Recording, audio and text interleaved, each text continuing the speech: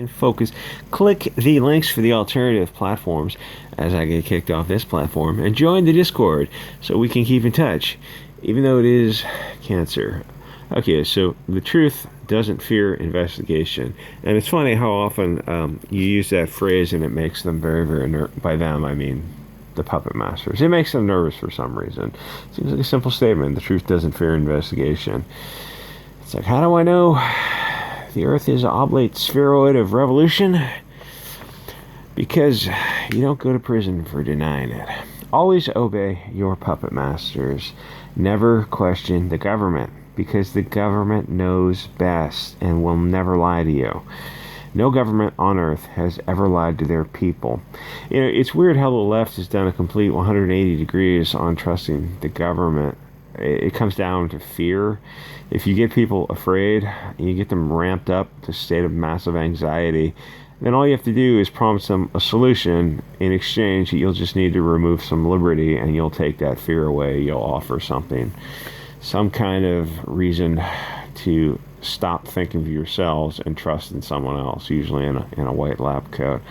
That is a government that needs to be removed and replaced. What I have seen these past 2 years, the manipulation by fear propaganda, was shocking. I never thought this would happen in, I don't know what you want to call it, generally the Western first world, Canada, United States, Europe, and Australia.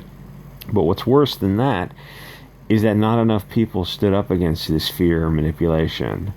If someone is trying to scare you, they're usually trying to manipulate you. Now on YouTube, if the government makes a claim that the puppet masters at Google hear any channel that's countering that claim, they'll just ban those channels.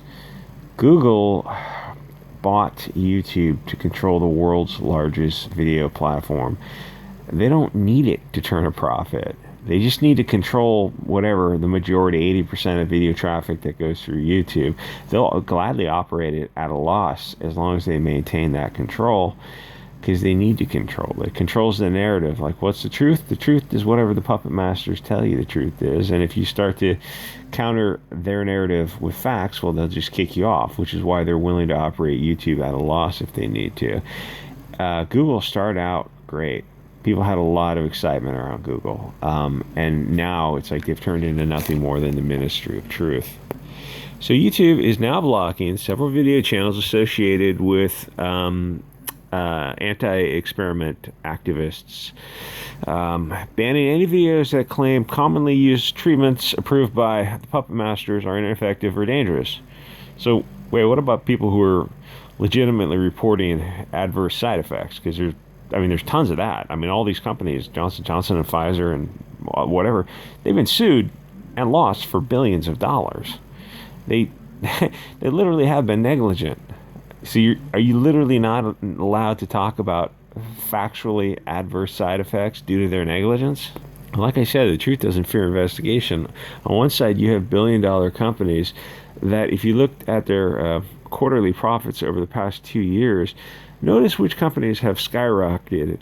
And now notice treatments that are off patent, which means they can be made by anyone. Anyone can manipulate salicylic acid or acetic acid or whatever the hell, however you make aspirin, to create aspirin. You can create aspirin in a very low budget lab. Anything that's off patent, anyone can make and sell as long as it meets safety approvals for lab standards, that kind of thing.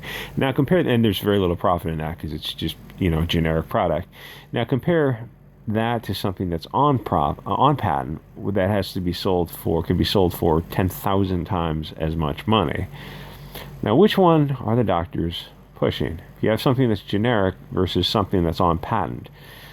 Now, you've got this one side, Google, which owns YouTube, and the billions of dollars involved in Google, and then the billions of dollars involved in these pharmaceutical companies, and then very, very wealthy politicians who have spouses and kids who are also sitting on boards or have stockholders in certain companies. And you look at these politicians, you go, so someone corrected me yesterday. They go, Nancy Pelosi, I thought was worth $40 million. Apparently she's worth over $100 million. Whatever. They're worth more than they got through honest gains.